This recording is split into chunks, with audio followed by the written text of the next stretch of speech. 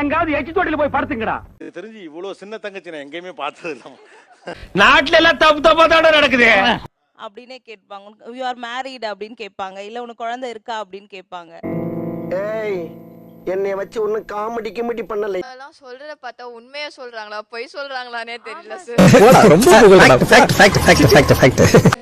எனக்கே அப்படித்தான் இருக்கு. ஐயோ பாவம் அவரே கன்ஃபியூஸ் ஆயிட்டாரம்மா. காலையில விசாரி. நான் ஏதாவது ரியாக்ட் பண்றேனா?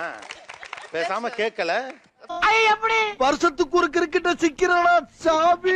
வந்து யாரும் நம்ப மாட்டிருக்காங்க. எப்படி நம்ப முடியும்? நியாயமா பேசணும்ல. சொல்லுங்க.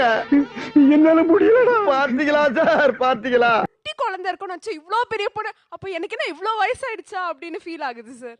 என் மேல உனக்கு என்னப்பா காண்டு? எனக்கு கல்யாணம் ஆயிடுச்சான்னு கேட்டாங்கன்னு சொல்லிட்ட ஒரு ஆட்டோ ஆடுவா பாருங்க டான்ஸ் ஆடுவா அவ. மறக்காம சர்ப்ரைஸ் பண்ணுங்க.